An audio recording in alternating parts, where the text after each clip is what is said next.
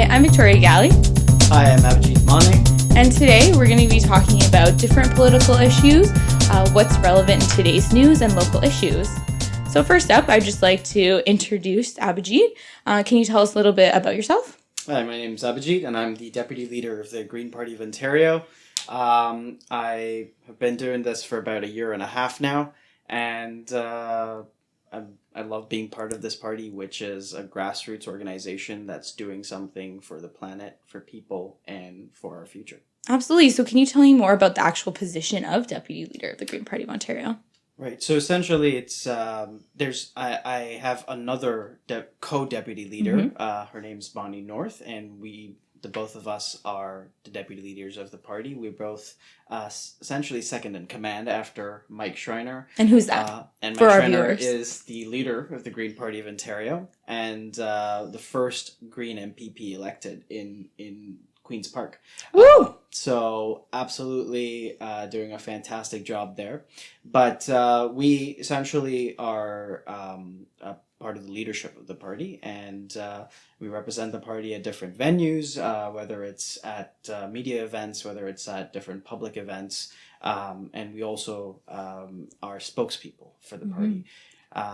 And as deputy leader, we also sit on the provincial executive, which is the governing body of the Green Party of Ontario. And we are also co-chairs of the shadow cabinet, which each is assigned different portfolios. Perfect. So speaking of that, what is your shadow cabinet position, and can you tell me about it? Yeah, so I've been assigned the health and long-term care portfolio, and it's one of the most important ones, and absolutely something that I find something very close to my heart and something I'm very passionate about. The healthcare system in Ontario is under such pressures right now, and I think one of the biggest issues facing it is just the long wait times that we're experiencing. Whether that's hallway healthcare as they've dubbed it.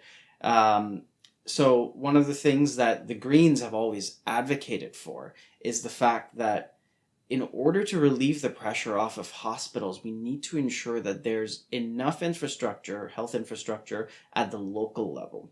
So that means more nurse practitioner clinics, that means more home care, that means more tertiary healthcare centers, which can provide the kind of local healthcare, so that if people have, the little things that don't necessarily need to be treated at emergency rooms, then they can go to these local hubs and be treated there rather than create existing pressures on our healthcare system. Yeah, which would be great for more remote and regional areas as well. That Absolutely. Makes a lot of sense. Absolutely. So there is a local and current health issue here in Hamilton that we are worrying about, as there recently was 24 billion liters of raw sewage spill at Cootes Paradise, and it's created extreme unsafe swimming levels as well as boating level conditions and a dying marine life. What are your thoughts on this issue? I mean, it's not just a health issue as well, but it's also a transparency issue, because both provincial and municipal governments were not transparent with the people of Ontario about what had transpired. Exactly. And actually, the Green Party of Ontario and many different civil activists essentially had organized a cleaning drive in the city of Hamilton around Cootes Paradise, just to raise awareness about this issue. And it did raise quite a bit of awareness. The Spectator came out, a lot of different civil associations came out. And so we need to make sure that Hamiltonians are kept safe. It is a massive public health disaster because as we've noticed before with Walkerton, water is one of our most precious resources, and if we are complacent about it, then all sorts of tragedies can occur in the future, which is also why Mike's first bill ever at Queen's Park was about water protection, because Greens do realize that water is one of the most precious resources out there, and also one of the most strained resources out there, because in the future, water crises, you even see it all around the world today. Water shortages and all sorts of crises surrounding water. So we need to ensure that our future generations have that kind of resource intact. Yeah, so the Coots cover up, if you search that, pops up with our article. So we hosted a cleanup in Coots Paradise, and we had Don McLean. He's a big, strong environmental activist with 350.org. And so we co-hosted, and we had a ton of media come out. So I hope you check out that coverage of the event as well, because it really draws attention to the important issues, which transitions us into the fact of pipelines, because we can't, not only can we not get water to our First Nations in our country, but we have the issue of a massive pipeline coming through Wet'suwet'en territory, but we also have a local pipeline trying to come in now. So right now we have the Enbridge pipeline that is trying to cross through our protected wetlands of Bronte Creek, Spencer Creek, and the Hamilton Conservation Area. And so can you tell us the Green Party stance on this issue and pipelines in general around the country? Right, yeah. The nation's eyes are trained on Coastal Link right now, but it's important to notice that there's a pipeline trying to be rammed through right here in Ontario, and the Enbridge pipeline is carrying fracked gas, which in itself is such an environmental disaster, and so in order to meet our Paris climate targets, if we keep building on more fossil fuel projects, if we keep building more essentially just relying more on fossil fuel energy resources, then it becomes very hard to meet those targets. So I don't quite understand why this government, whether provincial or federal, is endorsing this at all. And instead, having all that money go into renewables is a much better strategy of being able to meet our goals. There's obviously a lot of pressure being exerted on governments by lots of oil and gas lobbies, essentially, that exist.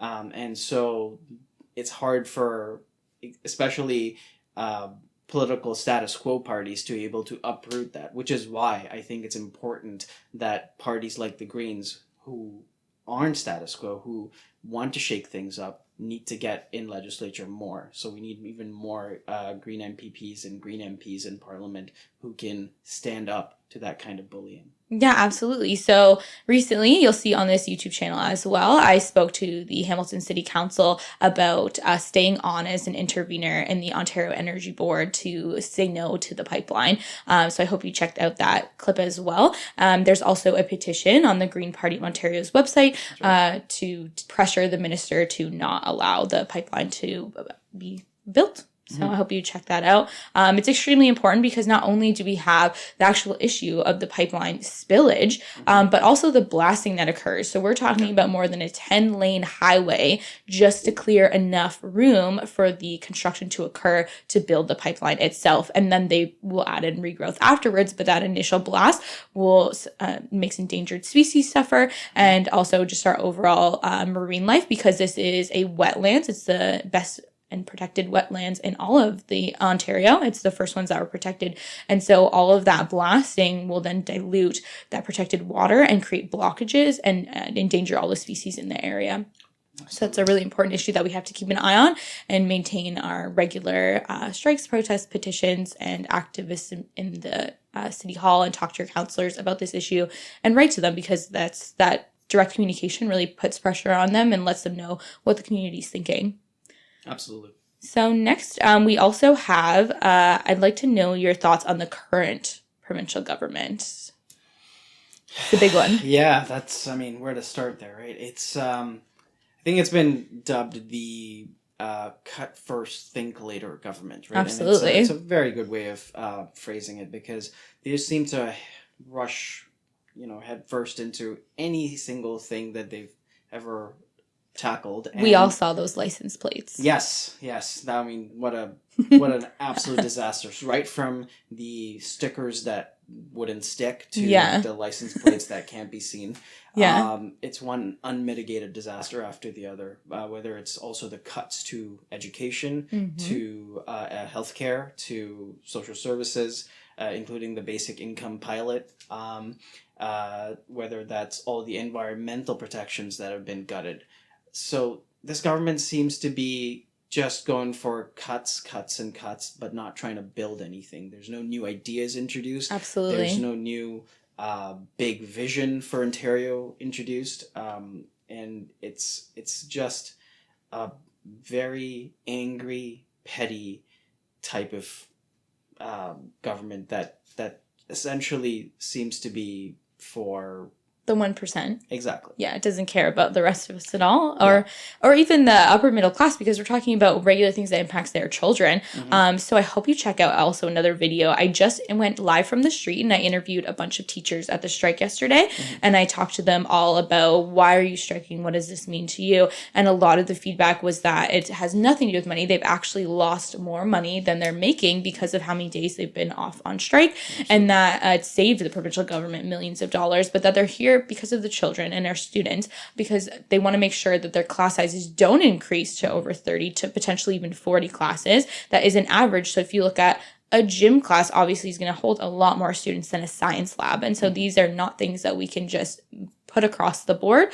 So one mother and teacher I was talking to yesterday, she taught grade 8, but her children were in high school. He had to take a mandatory class to get into university that was not offered at his high school. And she had to drive 20 minutes across town every day so he could go to a second high school to get this mandatory course in order to get to school. And they're really pushing e-learning, which not all courses are offered. So they push the privatized companies that offer these courses, which run at least $450 each. Right. So we're forcing our children already into spending money before they even get into post-secondary education. So yeah, which it's is also absolutely unacceptable. Which is also an equity issue, because it creates essentially two parallel systems of education, which is absolutely not something that we should be endorsing. And I mean, the entire agenda behind all of this is, we need to cut our deficit. And it's understandable. Sure, we need to cut our deficit. It's ballooning out of control. But at the same time, there's a way to do it. You can cut deficits by cutting services, or you can do it by increasing revenue. Now, there are different avenues out there which don't affect common people like you and I, but will, for example, Ontario has one of the lowest mineral extraction rates in the entire country. It's even lower than Saskatchewan, which has a conservative government right now. And we need to ensure that we can get back a certain return on our resources that isn't a pittance. And those kinds of innovative ideas exist out there, but this government is just about cuts and not about finding those innovative solutions. Yeah, absolutely. And job loss here locally as well, because there was supposed to be a new electric car company plant being built in Hamilton. And once the Ford government removed the subsidies and programs incentivizing people to purchase electric vehicles, which is something that we all need to get a move on, the car company pulled out because it didn't make sense for them to try and initiate a program that isn't being received well by the government. Yeah, absolutely. So there's definitely lots of issues with this government that are unfortunate and arise in every aspect of our lives. I mean, we touch on the license plate. Everybody, no matter who you are, you've been impacted in some way by this government. And that's what a lot of people think, that the personal isn't political. But everything you do every day is decided by a politician on whether it's allowed to be implemented, on whether it's funded or subsidized and legal. So that's why the everyday actions, and I want people to think about that on this channel. It's something that I really want to push, is that when people say like, oh, I don't do politics, I'm not a political person, but your employer is political, your owner of your home, if you rent, is political, and so they take that advantage and then they use it against you. So when you go to the bank and they are allowed to increase rates based on a non-regulated government, these are all things that directly impact you, decided by politicians. And so that's why all the different personal aspects of your life you need to think about on a day-to-day basis and really talk to the people in power and push of what your incentive and agendas are. And so speaking of personal being political, can you please tell me about, you've run in previous elections, can you tell me about not only being a young person, but a person of color in politics in this day and age? All right. Well, I mean, you brought up a great point. I think, when people say they're not interested in politics, I always say, well, politics is always interested in you. Mm-hmm. Every single facet of your life is governed by who is in power. Yes. And even not being political is a political choice, Mm-hmm. right? So I think it's important for people to understand that and to be able to come to grips with it, because this is a democracy, and in order for it to work, you have to be active and engaged all the time, not Absolutely. just during elections. But to your question, as a young person of color in politics, it's a bit of a challenge, obviously, but at the same time, I find that it's becoming a little easier every day. And it's because of other people of color who have sort of blazed those trails. Even in the Green Party itself, we have so many different people coming up in leadership positions, including Annamie Paul, who's running for the GPC leadership. Mm-hmm. She will be on later on this YouTube channel. Hopefully, within a few weeks, we'll release that content. Right. But I mean, as much as I disagree with Jagmeet Singh, he's still out there as essentially an icon for people of color in politics. But every single person who participates and sees someone who looks like themselves out there is another step towards a more inclusive and a more just society. I find that it's a very challenging thing to enter it, because politics is a pretty small community. It's a pretty small and sometimes exclusive club. And it's hard when you are not part of the milieu of the people there, and essentially to kind of find a place in there. So I was very flattered and have great gratitude for the Green Party of Ontario for electing me as their deputy leader, because again, that shows the kind of inclusive space that this party has created.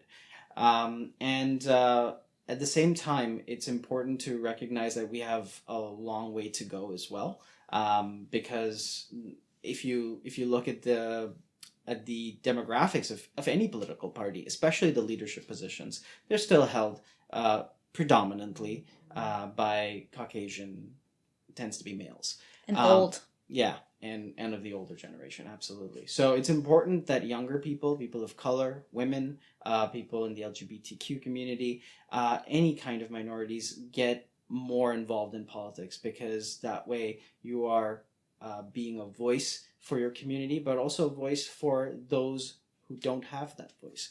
And so it's a privilege and a challenge, and I think I have a lot to learn in this role, but I also have a lot to share and teach. So it's been a journey, essentially, and looking forward to what comes next. Yeah, so I think that, especially for our viewers, everybody's passionate about something. So if you take a look online, see what's going on locally, if there's a different aspect in your community, a project that you want to work on, just try to champion it. Try to go to events that are already happening, meet people, and get connected. So especially becoming a politician in no one in my family's ever run politically. I don't know, before this past federal election, I didn't know any other politicians personally.